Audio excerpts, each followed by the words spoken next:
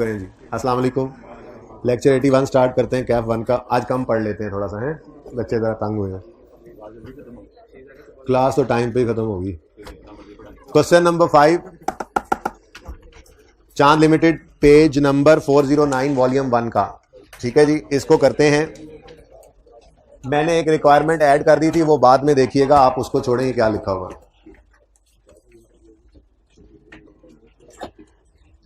अच्छा जी, रिक्वायरमेंट है इसकी, रिक्वायरमेंट है आगे। पहले डिस्टर्बेंस काफी है, अब आपको माइक डिस्टर्ब कर रहा है। Prepare CL's statement of changes in equity for the year ended 31 December 21 along with comparatives. वैसे भी हमने जब सवाल किया तो हमें यह पता चला कि IAS 8 अप्लाई हो रहा है। 21 में खड़े होकर 21 और 20 की चेंजेस इन इक्विटी बनानी है। 21 की चेंजेस इन इक्विटी तो इसी साल पहली बार जा रही है। 20 की चेंजेस इन इक्विटी पहले बन चुकी थी और एक गलती पकड़ी गई है 20 के साल की, जिसने 20 के प्रॉफिट्स को हिट करना है। तो इसका मतलब IAS 8 ने अप्लाई होना है।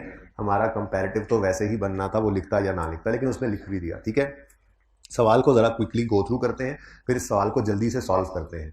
इस सवाल के अंदर आपके 4 टॉपिक्स इन्वॉल्व हैं: correction of error, statement of changes in equity, IAS 8 और फिर पार्ट बी में अलग से EPS। तो इसलिए मैं ये सवाल के ऊपर आज पौना घंटा लगा दिया, लेकिन फिर मैंने इसी से डिस्क्लोजर भी समझाए हैं आपको और 2 पब्लिश्ड फाइनेंशियल स्टेटमेंट से मैंने डिस्क्लोजर्स दिखाए भी हैं। ठीक है। अच्छा, Chand limited was incorporated on 1 January 2020। इस दिन बने with an authorised share capital of 500 million. कुछ बच्चों ने पिछली क्लास में कहा सर सोल्यूशन गलत है, उन्होंने ओपनिंग 0 लिया हुआ है, हालांकि ओपनिंग तो 500 मिलियन था। क्या ये ओपनिंग है? ये ऑथोराइज्ड शेयर कैपिटल है, जो मेमोरेंडम आर्टिकल्स में लिखकर हम जो है वो अपनी एक मैक्सिमम लिमिट मैंने स्टेटमेंट इक्विटी के टॉपिक में समझाया था और साथ ये भी बताया था कि FAR 2 में जाके आप इसको डिस्क्लोज भी किया करेंगे जब बैलेंस शीट बनाएंगे, तो बैलेंस शीट के फेस पर इस तरह से। ये स्टेटमेंट इक्विटी के टॉपिक में मैंने इस तरह से आपको बताया था। बैलेंस शीट का ये एक्सट्रैक्ट है कि बैलेंस शीट के अंदर हम इक्विटी के अंदर ऑथोराइज्ड शेयर कैपिटल लिखते हैं कि ये मैक्सिमम लिमिट है जो कोई कंपनी, जो ये कंपनी इशू कर सकती है अपनी पूरी जिंदगी में। अगर इससे ऊपर इशू करना पड़े तो इस लिमिट को बढ़वाना पड़ता है जाके SECP में। ठीक है, अपने मेमोरेंडम आर्टिकल्स को चेंज करना पड़ता है, बड़ा सारा खपाना होता है। ठीक है, तो अपनी जिंदगी में फिलहाल मैक्सिमम लिमिट जो इशू कर सकती है ये कंपनी, वो कितने शेयर्स हैं? 50 मिलियन शेयर्स ऑफ ₹10 ईच। इस तरह से लिख के हम बताते हैं ये ऑथोराइज शेयर कैपिटल है 500 मिलियन रुपए का। लेकिन FAR 2 में जब आप बैलेंस शीट बनाएंगे, ये डिस्क्लोजर वहां पे अच्छा है, हेल्प कर जाएगा आपको। वहां पे आप उसके लिए डबल अंडरलाइन भी लगाएंगे। इसका मतलब क्या है? इस फिगर को कहीं नीचे ऐड नहीं करना, इस फिगर को नीचे, इस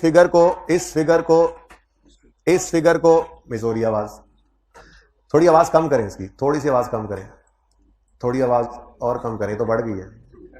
नाच शुरू कर दूं मैं जी?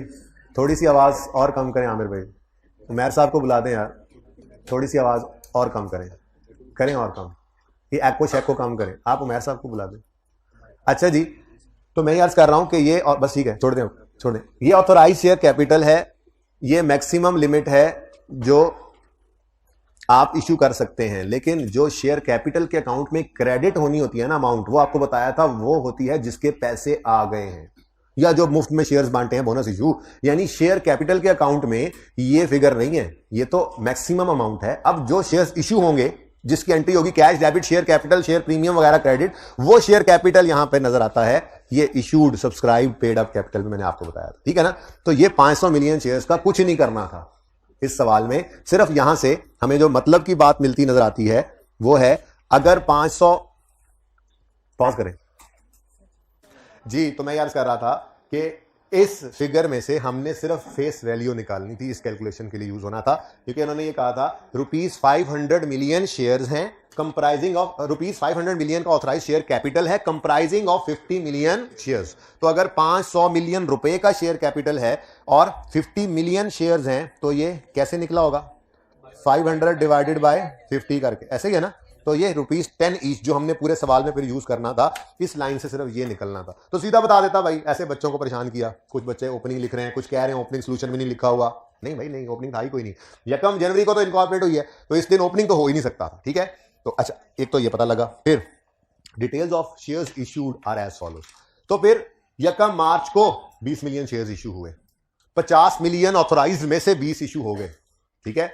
फिर यकम अक्टूबर को बोनस शेयर्स इशू हुए, ये भी नंबर ऑफ शेयर्स को बढ़ाएंगे। फिर यकम सितंबर, ये क्या अक्टूबर के बाद सितंबर, अक्टूबर के बाद सितंबर, अच्छा वो 20 है ये 21 है, यानी ये अगले साल में फिर राइट इशू हुआ, ठीक है। ये काम हमें करना आता है। उसके बाद फ्लोइंग इंफॉर्मेशन है, बह रही है, नेट प्रॉफिट, रियल सरप्लस, ये जो ऐसे जाएंगे। उसके बाद ट्रांसफर ऑफ इंक्रीमेंट डिडक्शन है, पहले साल में सरप्लस है, ट्रांसफर नहीं, दूसरे साल में सरप्लस नहीं है, ट्रांसफर है। क्या हुआ होगा, प्रोबेबली साल के एंड पे रिवैल्यूएशन हुई होगी, इसलिए कोई ट्रांसफर नहीं है, और अगले साल रिवैल्यूएशन नहीं है, लेकिन ट्रांसफर ऑफ इंक्रीमेंट डिडक्शन है। फाइनल कैश, इसको तो इग्नोर करना था, 20 और 21 की चेंज इन इक्विटी बनानी है, 20 का फाइनल 21 में आता है, तो ये कैश डिविडेंड 21 में आना था, okay.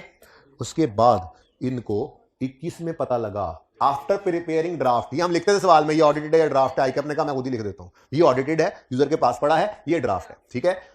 After preparing this draft, सब कुछ बना लिया इन्होंने 21 का, इट वाज पता लगा that installation cost of 12 relating to a plant, ये ऐसे है बात, जरा ध्यान से देखो जरा,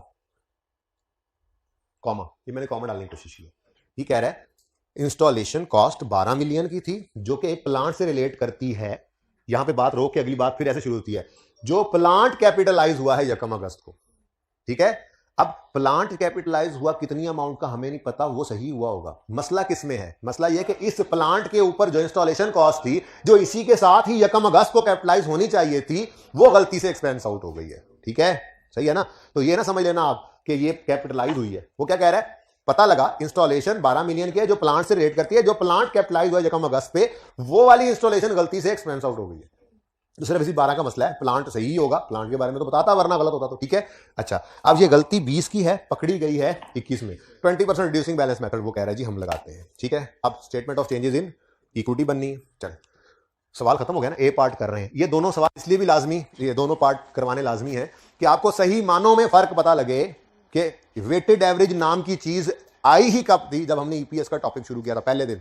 उससे पहले हम ये तो नहीं कहते थे कि राइट इशू 6ठे महीने में हुआ है, बोनस इशू 8वें महीने में हुआ है, तो कोई फ्रैक्शन फ्रुक्शन लगाओ, या स्टेटमेंट इक्विटी के अंदर तो बस हम शेयर इशू हुए उसको ले लेते थे। इसलिए ये दोनों सवाल इकट्ठे, दोनों पार्ट इकट्ठे करना भी जरूरी थे, ठीक है। तो क्या नाम है जी इसका, चांद नाम है जी इसका, चांद लिमिटेड, और स्टेटमेंट ऑफ, ये जरा मैंने नाम छोटा लिखा, ठीक है जी, statement of changes in equity. अगली लाइन में लिखना होता है ये आपने, मैं जरा जगह बचा रहा हूं, for the year ended 31 December 21, ठीक है जी। उसके बाद अब सवाल हमने पढ़ लिया, सवाल पढ़ के पता ये चला है कि शेयर कैपिटल का कॉलम भी बनेगा और राइट इशू में प्रीमियम भी नजर आ रहा है, तो शेयर प्रीमियम का अकाउंट भी बनेगा, बल्कि पहले वाले में भी प्रीमियम था, ठीक है ना। अच्छा, और उसके बाद रीबैलेंस सरप्लस भी है, और प्रॉफिट्स हैं, रिटेन्ड अर्निंग तो होना ही है, ठीक है। तो ये 4 अदद कॉलम्स हैं, share capital, share premium, retained earnings और रिवैल्यूएशन सरप्लस। और उसने कहा था टोटल का कॉलम रिक्वायर्ड नहीं, रुपीज इन मिलियन। ये शेयर कैपिटल है भाई, नजर ना आ रहा हो तो एंड वालों, ये लिखा हुआ है शेयर, बच्चे भी जरा एंड पर आज ज्यादा बैठे हुए हैं, टेंशन ही लगी रहनी है, फिर एंट्री देखते हैं ना ऊपर, फिर share capital, share premium, retained earnings और रिवैल्यूएशन सरप्लस। एंड वाली लाइन नजर आ रहा है, हाइब्रिड वालों को तो आता है नजर। अच्छा, अब ओपनिंग 2 बार लिखना पड़ेगा या 1 बार? भाई 21 में खड़े हैं, 20 की गलती पकड़ी गई है, 20 और 21 बस काफी है, 20 की गलती 20 में सही कर दोगे, 21 गलती 21 में सही करोगे, और 19 में तो ये कंपनी नहीं थी कि इससे पीछे की बात हो। बहरहाल आप लोग तो 2 लाइनें छोड़कर लिख लेते होते हैं, मुझे पता है, स्टेटमेंट ऑफ चेंज इक्विटी के अंदर ओपनिंग बैलेंस, लेकिन ओपनिंग बैलेंस 2 दफा लिखना नहीं है, क्योंकि 20 और 21 की चेंज इन इक्विटी है, और गलती भी 20 और 21 में है, 19-18 की कोई नहीं है कि ओपनिंग 2 बार लिखे, ओके। तो ऐसे नहीं, ऐसे स्टेटमेंट इक्विटी का टॉपिक दोबारा शुरू हो गया, ऐसे ही है, और रेक्टिफिकेशन भी है, तो ये 4 टॉपिक्स इकट्ठे हुए पड़े, ठीक है। ओपनिंग बैलेंस, फिर जी मेरे ख्याल में एक इधर राइट इशू है, नहीं न्यू इशू है, बोनस है, प्रॉफिट्स हैं, बस काफी होगी इतनी जगह। क्लोजिंग बैलेंस, हाँ वो तो टीसीआई के आगे ही लिख देते हैं ना, ठीक है, उसके बाद डिविडेंड है, राइट इशू है, इसमें ट्रांसफर भी है। चलो नहीं तो जगह आपको पता ही है, मेरा तो वाइट बोर्ड है, आप 5-5 ऐसे लाइनें छोड़ देते। 31 दिसंबर 21 को एंड पे लिखेंगे, ठीक है जी, ओके। फिर 31 दिसंबर 20 आ जाएगा यहां पर, यकम जनवरी 20 ओपनिंग है और ओपनिंग बैलेंसेस हैं 0, क्योंकि बिजनेस यकम जनवरी 20 को स्टार्ट हुआ है, ओके। इसमें से ब्लैक मार्कर निकालें। अच्छा जी, अब सवाल शुरू करते हैं। सबसे पहला काम क्या हुआ, यकम मार्च पे 20 मिलियन शेयर्स 18 ईच के इशू हुए, जिंदगी आसान कर दी इन्होंने, ठीक है। 20 मिलियन शेयर्स इशू हुए हैं और वो 18 रुपए पर शेयर पर हुए हैं। शेयर कैपिटल में 10 और शेयर प्रीमियम में 8, लेकिन हम तो लिखेंगे 20 मिलियन इंटू 18 और फिर आगे 8 और 10 खुद ही कर देंगे, ठीक है ना। एंट्रियां करने तो नहीं बैठ जाते। तो न्यू शेयर्स, भाई ये रीफिल कर दो Saqib, new shares issued 20 million shares हैं इंटू ₹18, 20 मिलियन शेयर्स इंटू ₹18। अब इसमें से 10 शेयर कैपिटल, तो 20 इंटू 10 200 शेयर कैपिटल में क्रेडिट और 160 शेयर प्रीमियम में क्रेडिट। ये एंट्री हुई कैश डेबिट टोटल अमाउंट से, share capital credit 200, share premium credit 160, ठीक हो गया, पुरानी बातें, ओके। उसके बाद यकम अक्टूबर 20 पे सीएल ने 15% बोनस शेयर्स इशू कर दिए।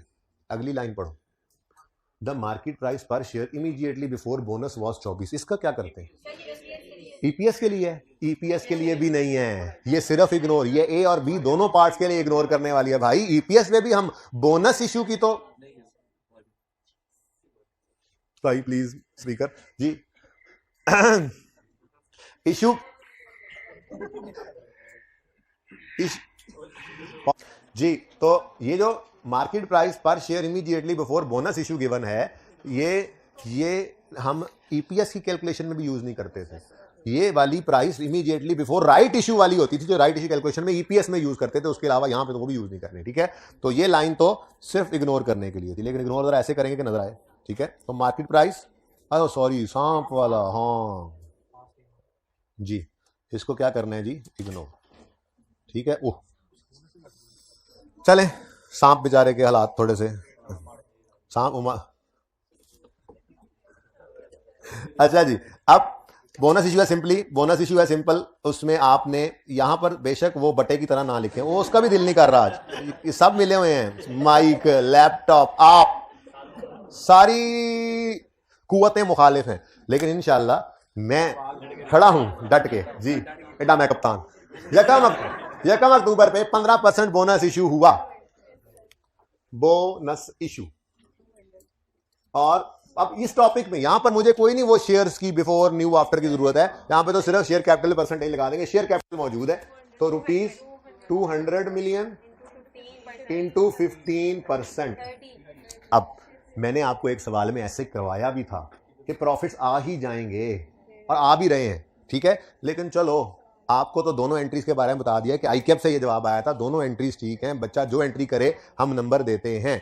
तो आज जरा बेस्ट प्रैक्टिस करके भी देख ले, जब दोनों एंट्रीज, अब तो पक्की बात याद हो गई ना, ये दोनों एंट्रीज अलाउड है, लेकिन कॉर्पोरेट लॉ क्या कहता है, कॉर्पोरेट लॉ क्या कहता है, प्रैक्टिकल लाइफ में भी जाना है ना। कॉर्पोरेट लॉ ये कहता है कि अच्छी कॉर्पोरेट प्रैक्टिस ये है कि शेयर प्रीमियम को यूज कर लो इशुएंस कॉस्ट ऑफ इक्विटी के लिए और बोनस इशू के लिए, रिटेन्ड अर्निंग्स को बचा लो, क्योंकि उसके और भी बहुत सारे यूजेस हैं, जिसमें सबसे बड़ा यूज कैश डिविडेंड के तौर पर बढ़ सकता है, ठीक है ना। तो इसलिए आज बेटर प्रैक्टिस भी कर हैं, तो दोनों ही सही, ठीक है। ये भी बिल्कुल सही है, इसमें पूरे नंबर मिलेंगे, आगे प्रॉफिट आ जाएगा, पॉजिटिव हो जाएगा, टेंशन नहीं है, ओके।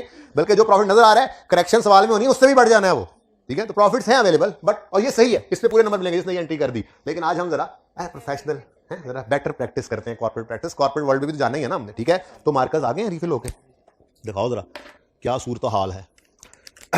तो शेयर प्रीमियम कितना था, शेयर प्रीमियम डेबिट और शेयर कैपिटल क्रेडिट, इसके भी उतने नंबर हैं, पूरे नंबर हैं, कोई मसला नहीं है, ओके।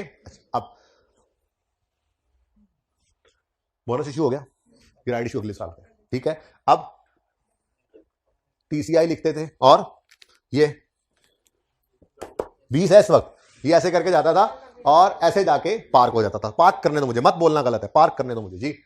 48 और तो टोटल कंप्रीहेंसिव इनकम। ट्रांसफर इस साल में नहीं, इसलिए मैंने जगह नहीं छोड़ी, ठीक है, आप पूरी जगह छोड़ लिया करें जी। यहां पर 48 और यहां पर 20, ठीक है। लेकिन क्या नहीं, वो गलत है ना, वो बाद में अभी गलती पढ़ूं तो सही। फिलहाल मैंने कहा मत रोकना मुझे, तुमने रोक लिया ना, आगे टाइम कोई नहीं है, आगे माइक खराब हो गया था, फिर तुमने रोक लिया। अब चलो पहले तुम और मैं लड़ाई कर लेते हैं। अच्छा, ये 48 और 20 आ गया जी, ओके। अब ट्रांसफर ऑफ इंक्रीमेंटल डेप्रीसिएशन इस साल में है नहीं, और ये 20 का फाइनल है, 20 में आ नहीं सकता, तो इसलिए स्टेटमेंट इक्विटी क्लोज। अब हम आगे बढ़ने लगे थे, ये स्टेटमेंट इक्विटी का टॉपिक हमारा खत्म हुआ है, वो पहला जब हमने पढ़ा था करेक्शन ऑफ एरर के बाद। आगे बढ़ने ही लगे तो पता चला ओहो 20 की गलती 21 में पकड़ी गई है, करेक्शन ऑफ एरर भी आ गया, IAS 8 भी आ गया। मैंने कहा किधर जा रहे हो, ईपीएस की तरफ बाद में जाना, हम 3 को तो भुगताओ पहले। हमने कहा बिस्मिल्लाह, कोई मसला नहीं। क्या हुआ है, मैंने कहा जी सारी बात ऐसे बता दी है कि आफ्टर प्रिपेयरिंग ये वाला ड्राफ्ट पता चला कि जो प्लांट कैपिटलाइज हुआ है पिछले साल अगस्त 20 में, उसकी इंस्टॉलेशन 12 मिलियन की गलती से एक्सपेंस आउट हो गया। हमने कहा ओहो ये तो होना चाहिए था प्लांट, ये दिमाग में करनी होती है। मैं इसलिए पिछली क्लास में मैंने वहां पर लिखी थी, फिर मुझे अंदाजा हुआ कि वहां पे लिखने से बच्चे भी कहेंगे हमने लिखना है, दिमाग में करो, आसान सी बात है ना। होना चाहिए था प्लांट डेबिट कैश क्रेडिट 12 से ना, 12 से, लेकिन गलती से हाँ इंस्टॉलेशन एक्सपेंस नहीं ना, प्लांट को डेबिट करना था, गलती से क्या कर गए हम, एक एक्सपेंस डेबिट कर गए, जो भी नाम रखा उसका, और कैश क्रेडिट कर गए। अब सही करना है तो क्या करोगे, तो ये दिमाग में करनी है एंट्री, ठीक है। हमने अब रेक्टिफाइंग एंट्री करनी है, प्लांट डेबिट होना था नहीं हुआ, करो, कैश क्रेडिट होना था हो गया, कुछ ना करो, एक्सपेंस गलत डेबिट हुआ, सही करने के लिए क्रेडिट, तो रेक्टिफाइंग एंट्री बनी प्लांट डेबिट एक्सपेंस क्रेडिट।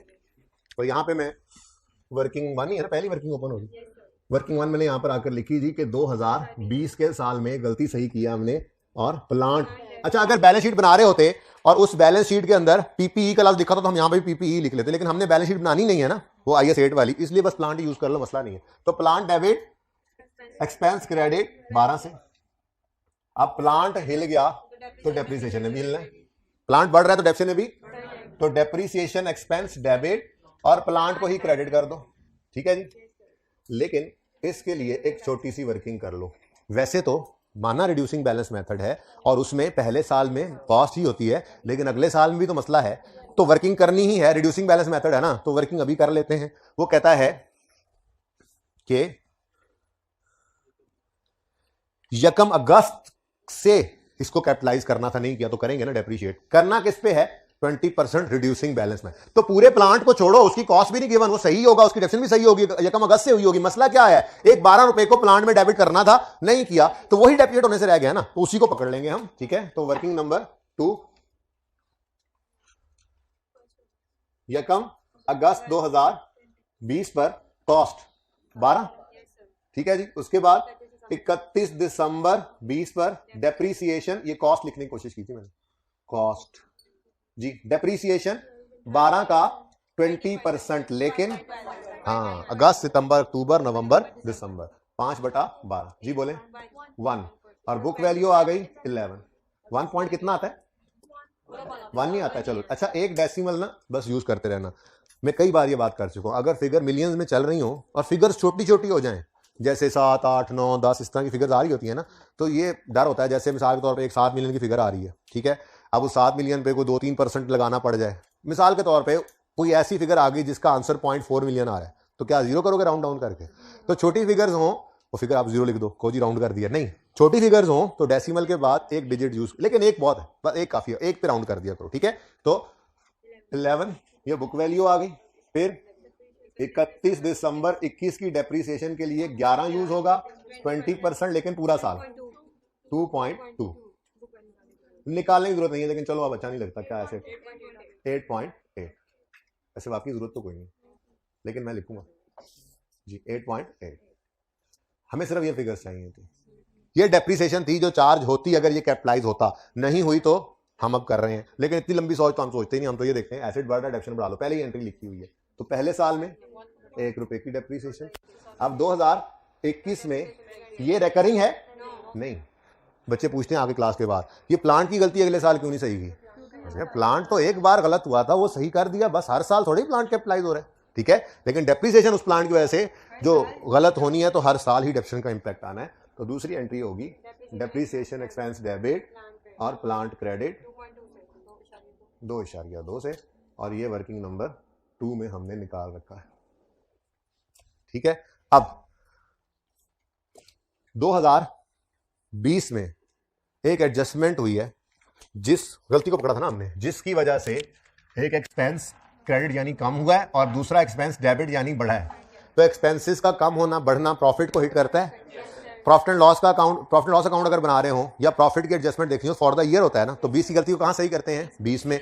अब हमने थोड़ी देर पहले 20 का प्रॉफिट लिखा था 48, अगर ये एडजस्टमेंट करेंगे तो ये 48 भाई गलत हो जाएगा। ठीक है, तो आप तो सवाल पढ़ के करते हैं ना, आप तो पहले ही इसको इनर कॉलम में लिख देता। मेरे ज्यादा बंदा होता है ना, पहले लिख बैठता है, फिर वो काट के उसको सही करता है। ठीक है ना, आप तो माशाल्लाह जबरदस्त जी। 48 ये गलत प्रॉफिट उठा लो, ये गड़बड़ हो गया। ठीक है, अब जी एक्सपेंस, आमिर भाई ये यहां से लगता है या लाना पड़ता है दोबारा? चलो एक बार देख लिया। एक्सपेंस 12 से क्रेडिट हुआ यानी कम, तो एक्सपेंस के कम होने से प्रॉफिट बढ़ गया। 1 रुपए से एक्सपेंस बढ़ा, एक्सपेंस के बढ़ने से प्रॉफिट कम हो गया। ठीक है, तो +12 -1, ठीक है 59। लेकिन इसको रीस्टेटेड जरूर लिख लेना, क्योंकि ये प्रॉफिट आपने अब रीस्टेट कर दिया। उसके पास 48 की फिगर पड़ी हुई है। ओके जी, बोले जी 59 सही वाला रीस्टेटेड प्रॉफिट आ गया, और 20 तो सही था, उसको तो हमने छेड़ा ही नहीं ना, ब्रैकेट में लेकर गए थे। साल खत्म हुआ, क्लोजिंग्स बता दीजिए। 230, 130, 59 और 20, ये क्लोजिंग है 20 का, जो 21 का ओपनिंग बन जाएगा। ठीक हो गया, अगले साल आए।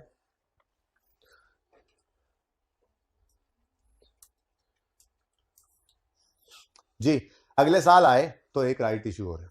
ठीक है, पहले डिविडेंड दे दो। ठीक है, कैश डिविडेंड का फर्क नहीं पड़ता। ठीक है ना, चलो सही है जी, पहले कैश डिविडेंड देंगे, तो वो सितंबर में जा रहा है, ये तो दूसरे तीसरे महीने में आ जाएगा। आप लोग बिल्कुल राइट है। तो 10% कैश डिविडेंड 20 का आएगा 21 में, तो फाइनल डिविडेंड ऑफ 20 कैश है। ठीक है, तो इधर देखो 230 रुपीज, 230 मिलियन इंटू 10%, 23 का। अब ये इधर ऑप्शन कोई नहीं है, ये मजबूरी है, रिटेन अर्निंग से ही निकलेगा। ठीक है, तो 23 से retained earnings debit, dividend payable credit, cash जिसको फिर क्रेडिट कहते हैं हम। ठीक है, ये हो गया जी। अब राइट इश्यू की तरफ आते हैं। 1 सितंबर पे राइट इश्यू हुआ 40%। अब भाई देखो, ना तो बोनस इशू करते हुए बिफोर न्यू आफ्टर की कहानी आई है, ना कोई वेटेड एवरेज निकल रहा है, ना ही राइट। ये पुरानी वाली बात है, इसीलिए इस सवाल को मैंने करवाना जरूरी समझा कि ये दोनों चीजें एक सवाल में सामने होनी चाहिए, वरना ऐसे ही कंफ्यूज हुए रहते हैं, पता नहीं इधर भी वेटेड एवरेज करना है या नहीं करना। तो ये सवाल क्लास में करना बहुत जरूरी था। ये 4 टॉपिक्स की रिवीजन है देखा जाए तो। ठीक है ना, अच्छा, लेकिन मेनली कहा जाए तो 2 की है, IS 8 और 7, क्योंकि IS 8 में ही करेक्शन ऑफ एरर और सिमिलर इक्विटी का नॉलेज आ गया था, तो IS 8 और फिर आगे EPS दूसरे पार्ट में अलग हो गया। ठीक है ना, अच्छा, तो राइट इशू है। अब वो स्टेप 1, स्टेप 2, स्टेप 3 नहीं, हम यहां पे आपको पता है क्या करते हैं जी। हम पहले तो राइट इशू को जरा थोड़ा सा R इशू लिखते हैं। आप नहीं, आप तो परिचय पूरा लिखेंगे। अब step 1, number of shares immediately before right issue चाहिए, तो ये शेयर कैपिटल उठाओ रुपीज, बल्कि ऐसे लिख लेते हैं और जगह बच जाएगी जी। रुपीज फ्रैक्शन में लिखते हैं, rupees 230 million divided by face value करो रुपीज 10। ये स्टेप 1 हो गया। यहां से निकल आएंगे 23 मिलियन शेयर, जो कि इमीडिएटली बिफोर राइट इशू थे। अभी राइट इशू वाले नए शेयर नहीं निकले अभी। अब हम इस का जो आंसर आता है यहां पे लिखेंगे नहीं, उस पर लगाएंगे 40%। तो कितना आंसर आता है? ये 9.2 लिख लो। ये है वो न्यू शेयर जो इस राइट इशू में हमने इशू किए। So step 1, number of shares immediately before right issue, ये स्टेप आ गया। Step 2, right shares, new shares 9.2 million shares है। ठीक है, 9.2 मिलियन शेयर्स को मल्टीप्लाई कर दो 12.5, 12.5 लिखा हुआ है। पास पेपर 1 स्टेटमेंट इक्विटी का गालिबन वेडनेसडे लिमिटेड, उसमें भी ऐसी एडजस्टमेंट थी, शायद फिगर भी यही थी मुझे तो लगता है। ठीक है, चले। On 1 September CL issued 40% right shares at a premium of 12.5%। Premium की है, प्राइस नहीं गिवन, प्रीमियम की फिगर गिवन है। तो इसका मतलब 10 रुपए वाला शेयर 10 रुपए जमा 12.5 पे, तभी तो 12.5 का प्रीमियम बना। ठीक है ना, यानी 22.5 रुपए पे इशू हुआ। तो यहां पे तो हम लिखेंगे सिर्फ 22.5। लेकिन अगला काम हम करेंगे कैलकुलेटर पे। तो कैलकुलेटर पे पहले हम लिखेंगे 9.2, ये ध्यान से लिखने करने वाला काम है, ठीक है ना। ये स्टेप 3 एंट्री होने लगी है, तो 9.2 इंटू 10 92 शेयर कैपिटल में क्रेडिट, और 9.2 इंटू 12.5 115 राइट इशू भी हो गया जी। कौन करे एंट्रीज, तो बड़े हो गया ना आप, तो पर्चे तक जाते जाते ये लेवल आपका हो जाता है, ठीक है, ये हाल हो जाता है। अच्छा जी बच्चों, राइट इशू भी हो गया। अब ठीक है, ये जा रहे हैं टोटल कंप्रीहेंसिव इनकम के नाम से 2021, लेकिन आपको पता है कि प्रॉफिट सही, चलो फिलहाल आन दो 66 और 0, 66 और 0, कोई सरप्लस इस साल रोज नहीं हुआ। लेकिन जागते हुए बताएं मुझे कि 2021 में एक करेक्शन करनी पड़ी है, जिसकी वजह से एक एक्सपेंस डेबिट हुआ है, यानी बढ़ा है। एक्सपेंस के बढ़ने से प्रॉफिट कम हो जाएगा, तो इसका मतलब ये प्रॉफिट इनर कॉलम में आ गया, ठीक है जी। और एक्सपेंस बढ़ा है 2.2 से, तो प्रॉफिट कम हो जाएगा 2.2 से, ठीक है जी। और इसके साथ रीस्टेटेड भी लिखेंगे, नहीं लिखना क्यों जी, कितना 63.8, लेकिन एक जगह रीस्टेटेड लिखना मैं भूल गया हूं। हाँ, उसकी वजह यह है कि जब ये वाली फिगर बदल गई है तो क्लोजिंग रिटेन अर्निंग तो बदलना ही था, ये मैं भूल गया था जी, माजरत, आपने परिचय में नहीं भूलना। हाँ, अगर ओपनिंग 2 बार आए तो फिर रीस्टेटेड 3 बार आता है। अच्छा, उसके बाद यहां पर एक एडिशनल चीज भी थी, ट्रांसफर टू रिटेन अर्निंग्स। 4 रुपए से रीवैल्यूएशन सरप्लस को करना है डेबिट, रिटेन अर्निंग्स को करना है क्रेडिट, और सवाल हुआ खत्म। कितने नंबर आ गए? 8 नंबर हो गए आपके। अब ये कोई मुश्किल काम है, तो पर्चे में हर तरह के सवाल होते हैं जी, बोले 322 245 103.8 और 16, 8 नंबर हो गए। अब 9 नंबर का काम रह गया, ठीक है, वो भी हो जाएगा, वो भी जब ईपीएस पढ़ लिया, अब क्यों नहीं होगा वो, आप देखोगे कोई एक भी चीज छोटी सी भी नई नहीं है, ठीक है। हाँ, ये जरूर हुआ है कि प्रॉफिट चेंज हुआ है, 10 में 20 का प्रॉफिट 21 में हमने सही किया है, तो रीस्टेटमेंट तो पहले ही करते होते हैं, राइट इशू वगैरह हो जाए तो साथ में प्रॉफिट भी रीस्टेटेड इस्तेमाल करेंगे, ये मैं अभी दिखा देता हूं, ठीक है। अब पार्ट बी की तरफ चलते हैं जी। पार्ट बी, वैसे तो सवाल को देखने की बजाय ना आप इस पार्ट से भी देखकर चल सकते हैं। अगर आपने अर्निंग्स उठानी है तो वो अर्निंग्स पैट होता है ना, ठीक है, वो पैट की फिगर सही होकर ये पड़ी है, सही पैट ही यूज करना होता है ना, ठीक है। हाँ, वो अलग बात है कि 20 में उन्होंने जो पुरानी ईपीएस निकाली होगी वो गलत प्रॉफिट वाली होगी, वो तो रीसेट करनी होती है वैसे भी, ठीक है। तो पैट भी हमें यहां से मिल जाएगा ईपीएस के लिए, और फिर weighted average number of shares निकालते हैं तो शेयर्स भी पड़े होंगे। ये ओपनिंग बैलेंस कोई नहीं था, ये न्यू शेयर इशू हुआ, ये बोनस इशू हुआ, इस साल में ये 2 ही थे, फिर अगले साल में ये क्लोजिंग ओपनिंग बनेगा और एक राइट इशू हुआ, बस इतना सा सवाल है, ठीक है। तो शुरू करते हैं कि काम। पार्ट ए था ये, पास पेपर 5 है, पेज नंबर 409 वॉल्यूम 1, ठीक है ना, ये सवाल हम कर रहे हैं। तो पार्ट बी ईपीएस निकालनी है। क्या कहा उन्होंने? Calculate basic and diluted. पहले बेसिक तो निकाल ले, ठीक है। तो बेसिक ईपीएस, ये पार्ट बी चल पड़ा है जी। बेसिक ईपीएस 2020 की,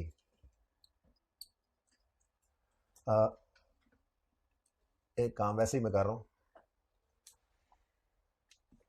बेसिक नहीं लिख रहा अभी, सॉरी। अच्छा, बेसिक ईपीएस, बोल बेसिक ही रहा हूं। बेसिक ईपीएस 2020 की ये निकालनी है जी हमने। तो हमने 20 की अर्निंग्स, ये जो उन्होंने किया होगा काम, हमने 20 की अर्निंग्स उठानी है, वो जो उन्होंने निकाली थी, और 20 की फाइनेंशियल स्टेटमेंट बनाई थी जो ऑडिटेड उनके पास है, जिसकी उन्होंने ईपीएस भी निकाली होगी, वो प्रॉफिट है 48, ठीक है। तो ये पुरानी ईपीएस 48 मिलियन, तो ₹48 मिलियन। डिवाइड करेंगे इसको weighted average number of share से, वर्किंग 1 2 हो गई है, वर्किंग 3 में हम weighted average number of shares निकालते हैं, ठीक है। यहां पर हम जगह छोड़ देते हैं जितनी, बेटा अभी हम रीस्टेट करेंगे उसको। बच्चों इस साल के सही प्रॉफिट वैसे ही रीस्टेट करनी पड़ जानी है, जब राइट इशू ने आना है तो पता ही आपको कंपैरेटिव रीस्टेट होना है, लेकिन जब वो निकालेंगे ना उस वक्त फिर प्रॉफिट भी सही वाला ही उठा लेंगे, वो रीस्टेटमेंट भी आ जाएगी। अच्छा सुनो, वर्किंग नंबर 3 में हमने निकालने हैं weighted average number of ordinary. मैं हेडिंग नहीं बना रहा बस, ठीक है, ठीक है। डेट आएगी, description, number of shares, fraction और weighted average number of shares.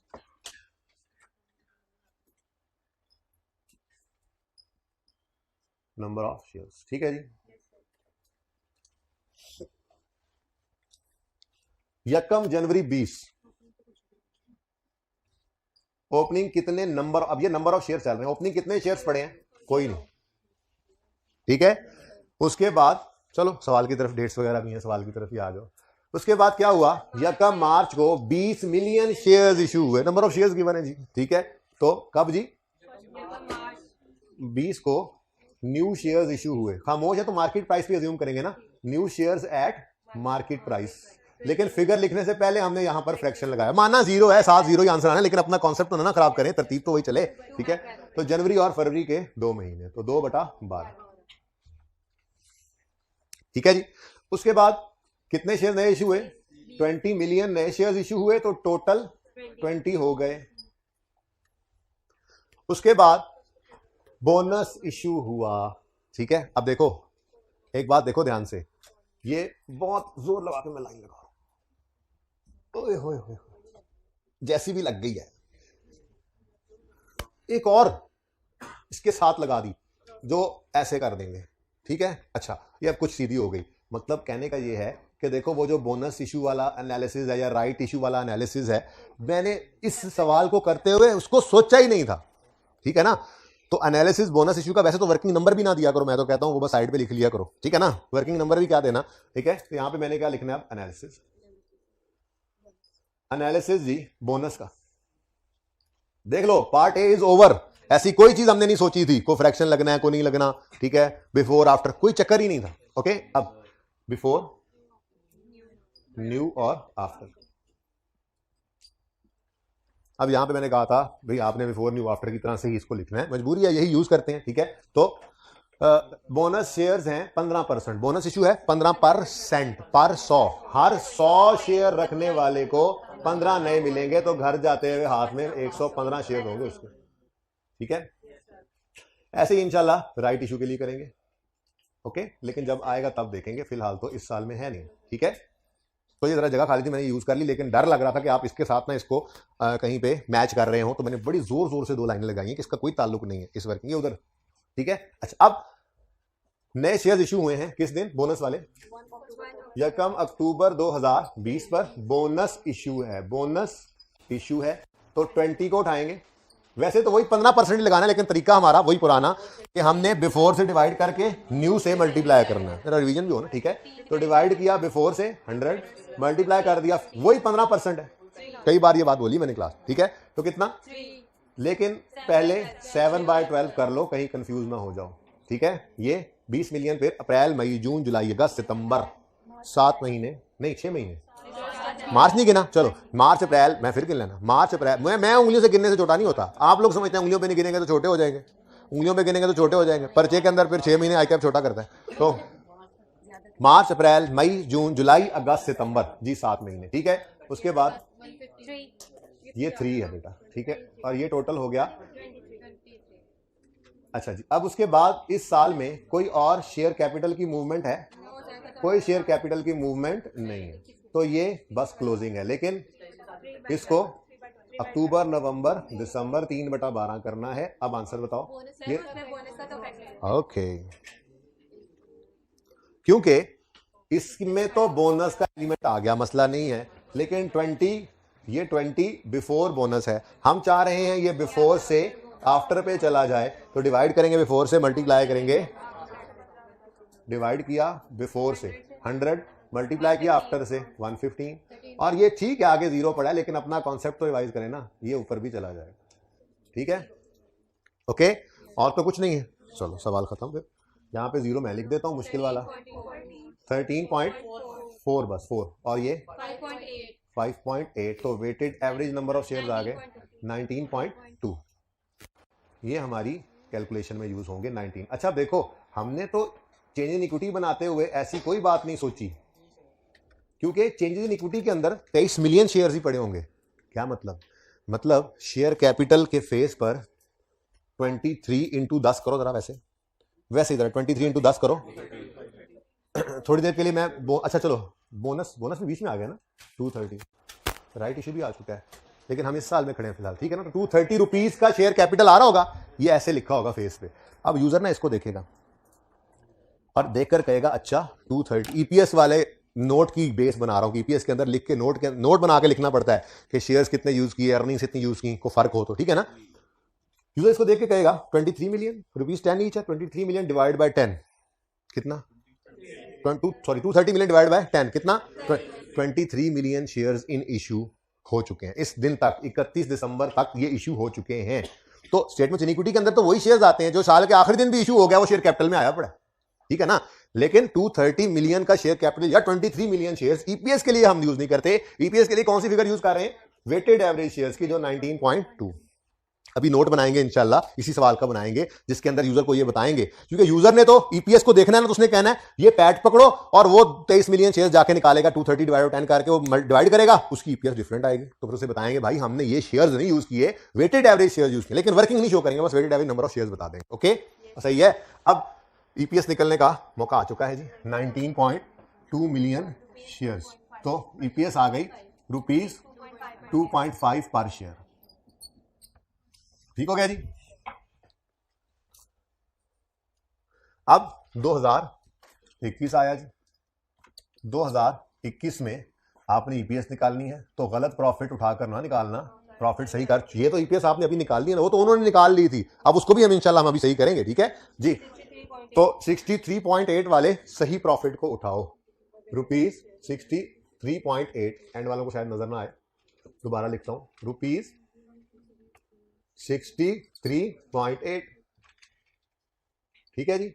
और डिवाइड करना है इन शेयर से 19.2, अच्छा 23 से कर लें, ये 23-20 का क्लोजिंग है, 23 मिलियन शेयर्स, 21 का ओपनिंग बनेंगे, फिर 21 में राइट इश्यू भी है, तो इसका मतलब वर्किंग 4 भी करोगे आप आज, ठीक है। वर्किंग 4 में ये काम, तो 2 साल आ गए ना जी, तो वर्किंग 4, लेकिन मैं हेडिंग वही यूज कर रहा हूं, ओके, जरा टाइम बचा रहा हूं, क्लास लेट हुई है ना, छोटी मोटी टाइमिंग तो बचा सकते हैं ना, हेडिंग वही यूज हो जाएगी, ओके जी।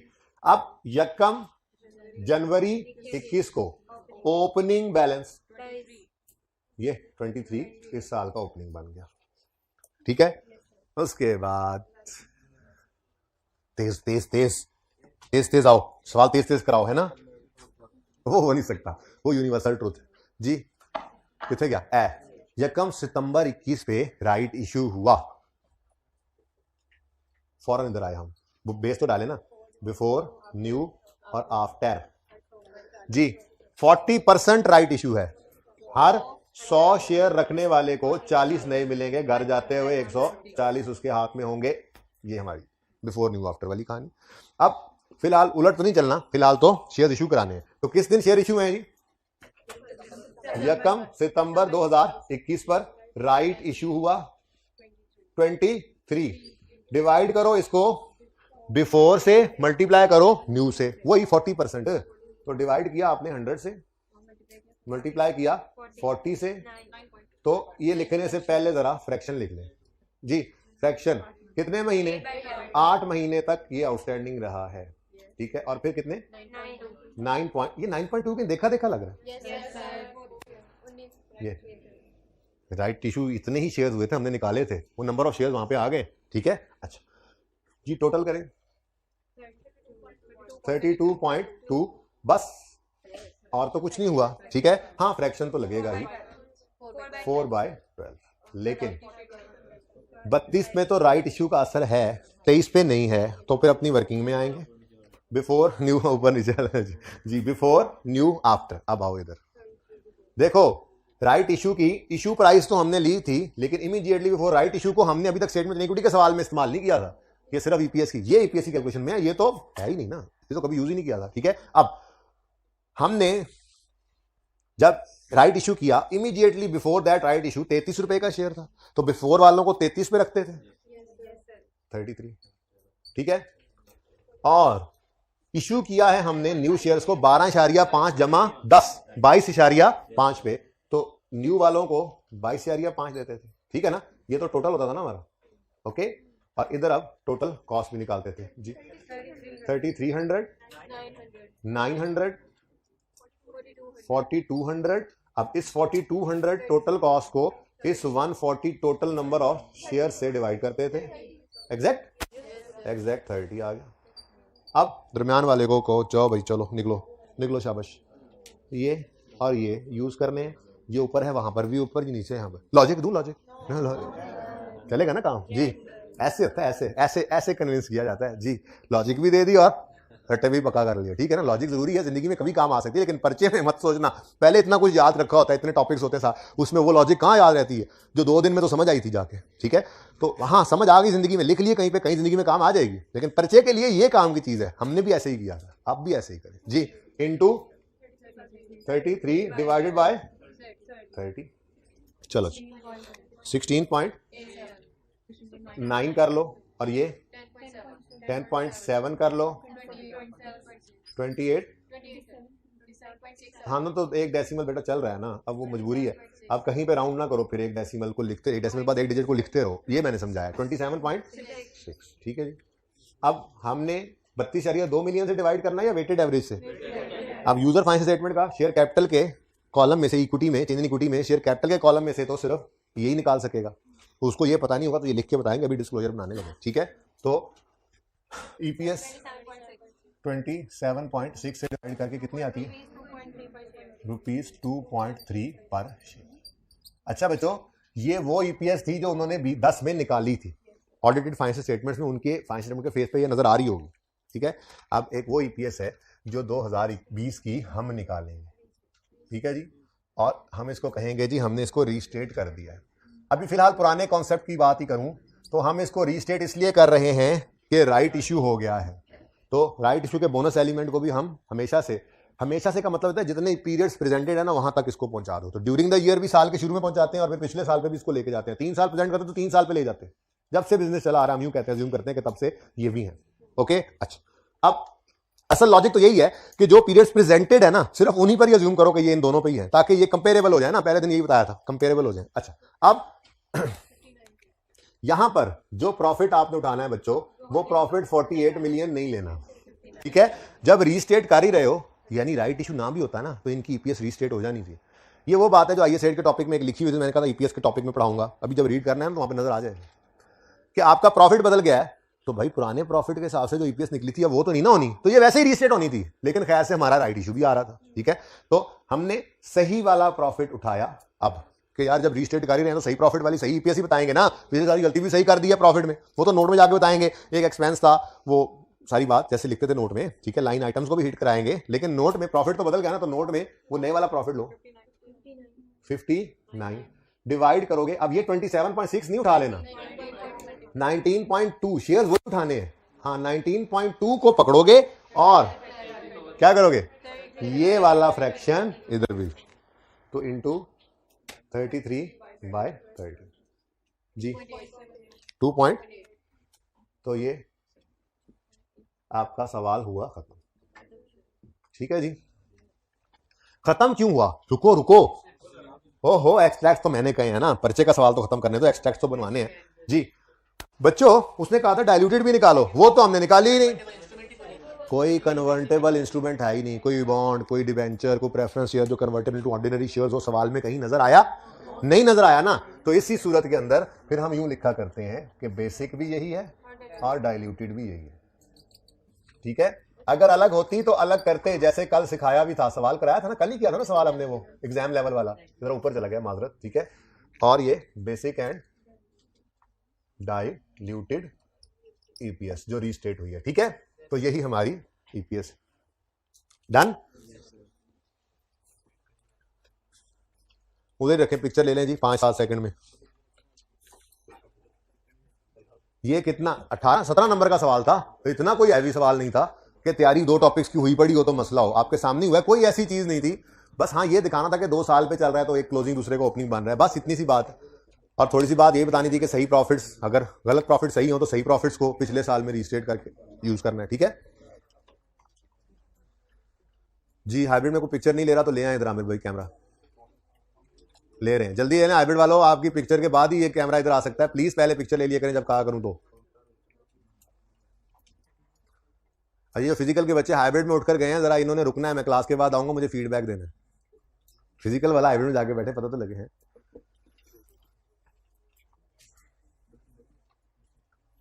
जी आ जाओ आमिर भाई। अच्छा बच्चों, ये तो सवाल हो गया खत्म।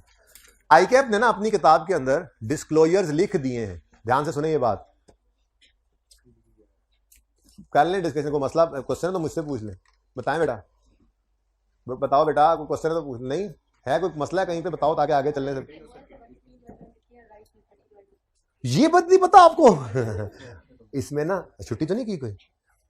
जीती रहो, खुश रहो, आबाद रहो, मेरे से क्लास के बाद मिलो आके, मैं बताता हूँ कौन कौन से लेक्चर्स ऊपर बैठ के, ऊपर तो नहीं आईटी लेवल चली गया थोड़ी देर के लिए, पूरे दिन के लिए जी, वो लेके लेक्चर फिर ये बात कीजिएगा। फिलहाल सिर्फ इतना ही सामने है जो आप गुजारा करें उससे। अच्छा, लेकिन मसला हल हो जाएगा, किसी और को मसला नहीं हुआ ये। अच्छा सुने, आईकैप ने अपनी किताब में डिस्क्लोजर्स लिख दिए हैं, लेकिन अपनी किताब में कोई एग्जाम्पल वगैरह ऐसी नहीं दी जिसमें से डिस्क्लोजर बनाए हो, तो उम्मीद तो यही की जाती है कि टेस्ट नहीं करेगा, लेकिन हम बना लेते हैं।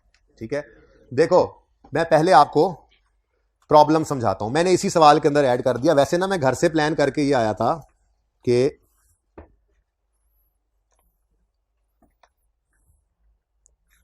मैं घर से तो ये प्लान करके आया था कि मैं माइल्स लिमिटेड का डिस्क्लोजर आपको बनवाऊंगा, लेकिन फिर ये सवाल हो गया तो मैंने इसी का ही कर दिया। और ये नोट आपके लिए कोई मसला नहीं है, अभी मैं बता भी देता हूँ, इसको डिस्कस करके घर भेजूंगा। अब बस ये कोशिश करनी है 15 मिनट में डिस्क्लोजर बन जाए, मुश्किल नहीं है।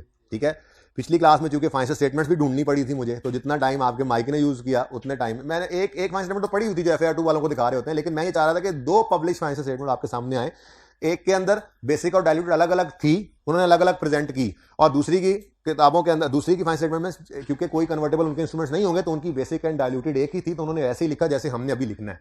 लेकिन इससे पहले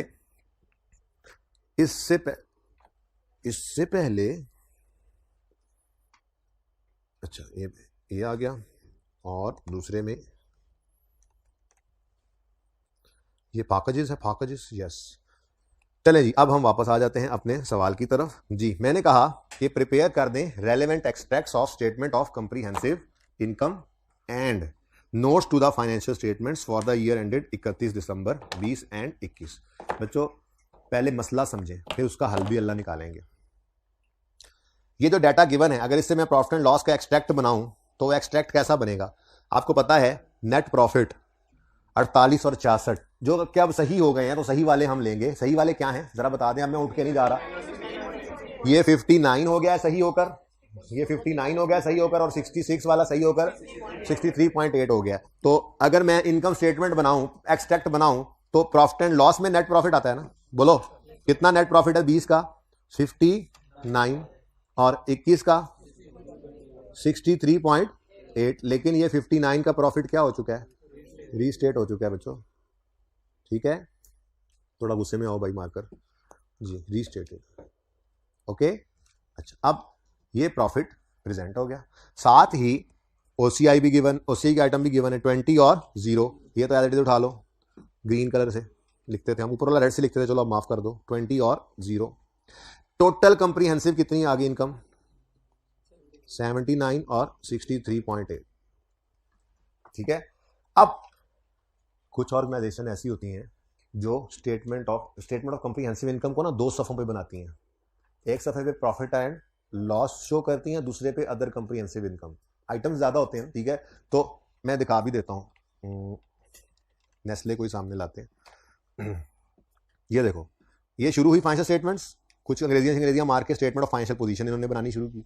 एक सफ़े पे इक्विटी एंड लायबिलिटीज हैं, दूसरे सफ़े पे एसेट्स रखे हुए हैं, 2 सफ़े पे बैलेंस शीट आ गई। तीसरे सफ़े पे गए, स्टेटमेंट ऑफ प्रॉफिट और लॉस अलग रखी है जिसमें नेट प्रॉफिट आ रहा है बस, और उसके बाद अगले सफ़े पे जाते हैं तो स्टेटमेंट ऑफ कंप्रीहेंसिव इनकम लिखकर पैट पीछे से उठाकर लाते हैं और OCI यहां पे ऐड करते हैं, क्योंकि बहुत सारी चीजें होती हैं भाई। आप लोगों को लगता है सिर्फ रीवैल्यूएशन है, FAR 2 में जाके 1-2 चीजें और आ जाएंगी, एक चीज और आ जाएगी, लेकिन फाइनल अकाउंट में जाके फिर अखीर हो जाएगी। ठीक है ना, तो बहुत सारे OCI में बहुत सारे आइटम्स होते हैं।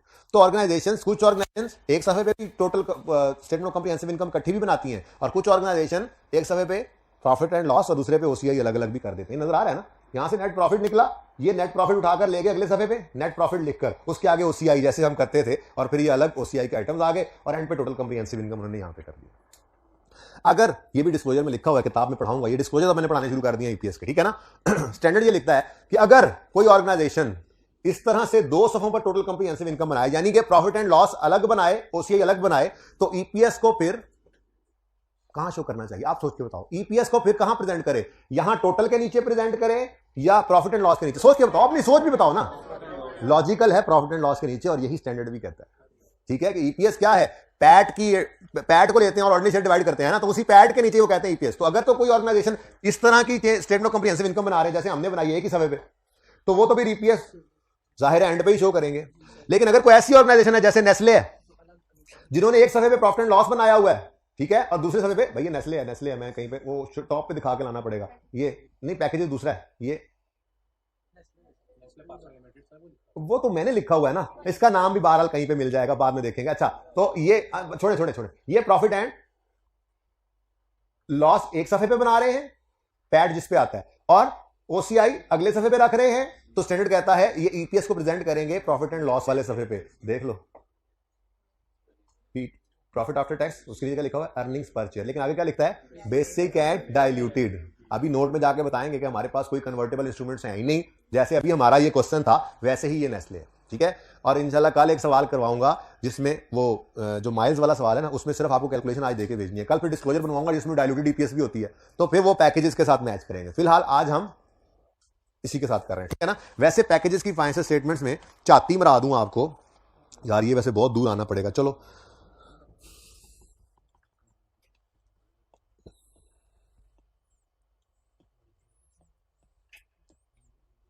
उर्दू भी लिखी हुई है, आपको नजर नहीं आ रही पर लिखी हुई है, ये तो नोट्स ही चल रहे हैं। नहीं सर्च नहीं होगा मुझसे, मुझे सर्च कहाँ करना आता? ओए हो ये देखें जी। अच्छा, अब ये पैकेजेस वाले हैं, चल भाई पैकेजेस लिमिटेड ने बैलेंस शीट बनाई हुई है एक सफे पे ऐसे करके, ठीक है, एसेट एक साइड पे, लायबिलिटीज एक साइड पे, एक ही सफे पे। उसके बाद जाग जा भाई, उसके बाद इन्होंने statement of profit and loss एक सफे पे रखा है, और इन्होंने भी अदर कॉम्प्रिहेंसिव इनकम अगले सफे पे रखी है। तो फिर ये ईपीएस किस सफे पे शो करेंगे, पिछले पे या इस पे? पिछले पैड वाले सफे पे। तो पैड वाले सफे पे आए तो यहां पे लिखा हुआ है अर्निंग्स पर शेयर, बेसिक अलग डाइल्यूटेड अलग, तो जिनकी होगी वो अलग शो करेंगे, जिनकी नहीं है वो लिखेंगे जरूर, बेसिक भी यही डाइल्यूटेड भी यही, ठीक है। चले वापस आए। अब मसला क्या होता है? मसला ये होता है कि आपने तो उठाकर मुंह उठाकर 21 की ईपीएस जरा देख के बताओ भी, जो निकाली है आपने 21 वाली ईपीएस कितनी है? आपने लिख दिया 2.3, और 10 की रीस्टेटेड वाली कितनी है? अब यूजर बैठा बेचारा, वो 63.8 को डिवाइड करता है 23 मिलियन, 79 को डिवाइड करता है 23 मिलियन शेयर से, उसकी ईपीएस ही नहीं आ रही हो, वो सर पकड़ के बैठा है, ये क्या हुआ? अभी तो इस सवाल में इररिडीमेबल प्रेफरेंस डिविडेंड नहीं था, वरना जो पैट यहां नजर आता है और जो यूज होता है ईपीएस में, वो दोनों भी डिफरेंट होते हैं। तो यूजर को ये दो बातें बतानी है, ठीक है। कैसे बतानी है? नोट्स में जाकर। तो नोट 46 मैंने इसलिए लिखा कि यहां पर ओहो इन्होंने 33 लिखा हुआ था, अच्छा चलो तो नोट 33 कर देते हैं, वो पैकेजेस में 46 था, नोट नंबर 33। ऐसे ही जैसे नोट बन रहे होते थे, याद करो, और याद है हम ऐसे ही कोई रैंडम नंबर लेते थे, तो यहां पे भी कोई रैंडम नंबर ले लिया मैंने 33 के। यूजर अगर आप देखना चाहते हो कि ईपीएस कैसे निकली है, तो नोट नंबर 33 में जाओ। अब जब वो नोट नंबर 33 में जाएगा तो वो ऐसे होगा, नोट्स ऑफ फाइनेंशियल स्टेटमेंट में नोट नंबर 33 होगा, पिछली क्लास 46 था, वो लोग पैकेजेस वाला नंबर ले रहे थे, आप नेस्ले वाला, बड़े लोग जी।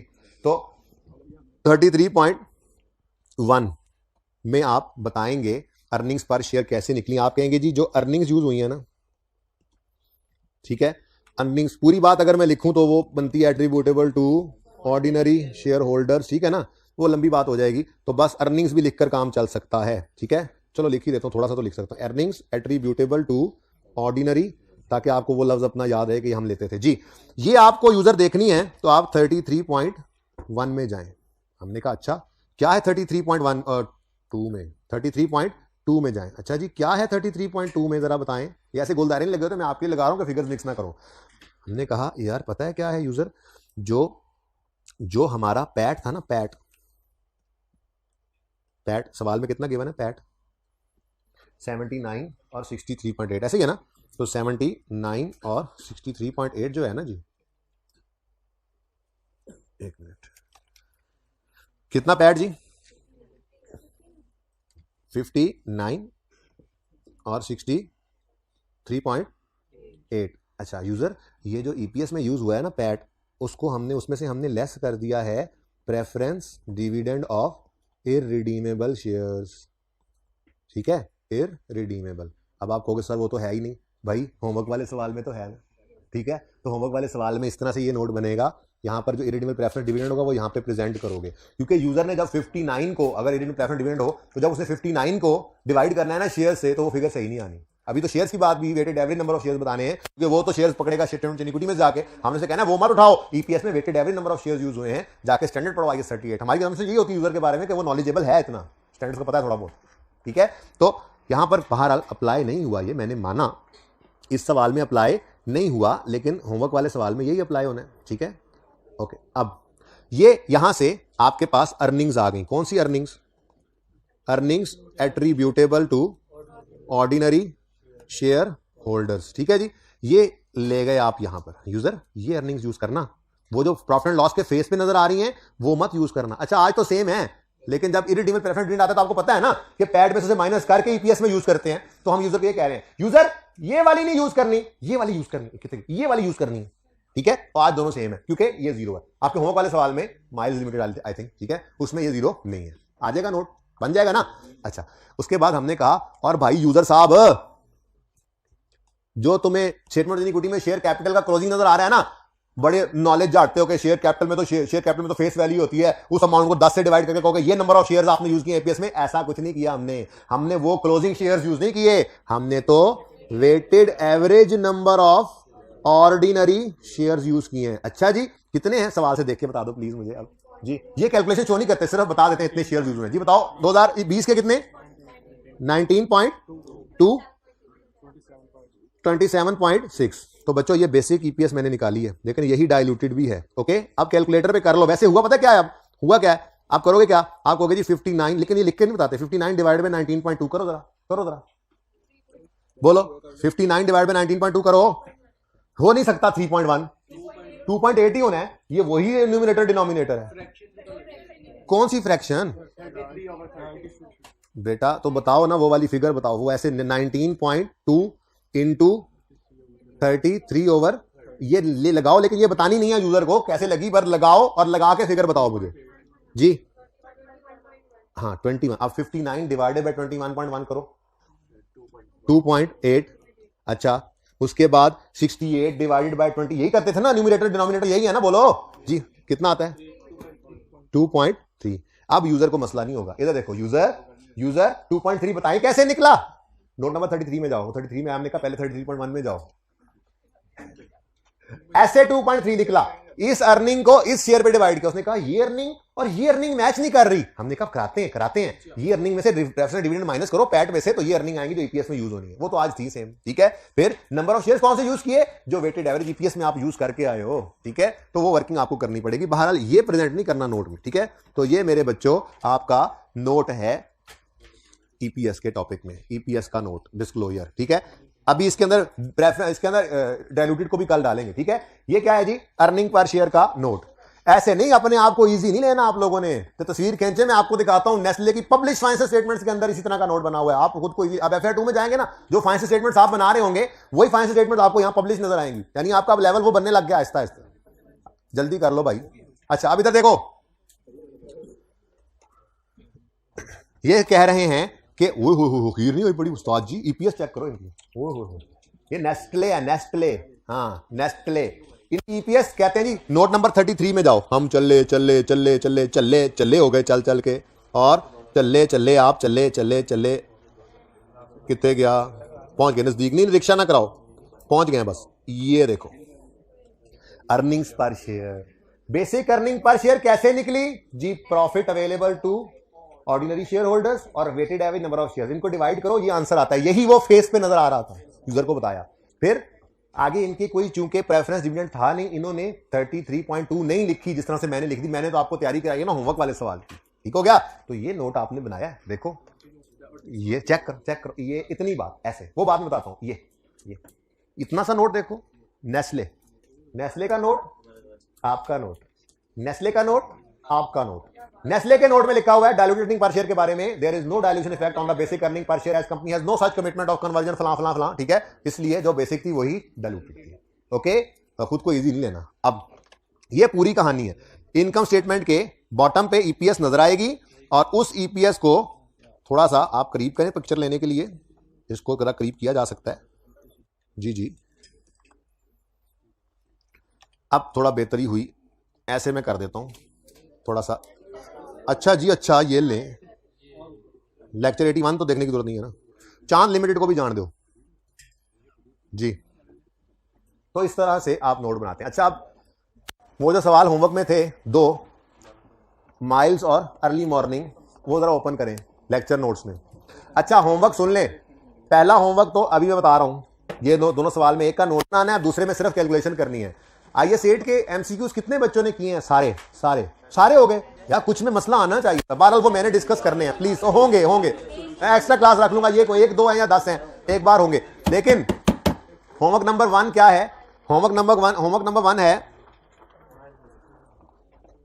आपने माइल्स लिमिटेड को करना है। ये मैं अभी पढ़ के भी बता देता हूं आपको, ठीक है। लेकिन इसमें उन्होंने क्या बताया, ये वही बात की हुई जो मैंने अभी रिक्वायरमेंट लिखी थी। Prepare extracts from statement of comprehensive income and related notes of miles for 11 and comparative, ठीक है, सही है। तो ये पहला होमवर्क है।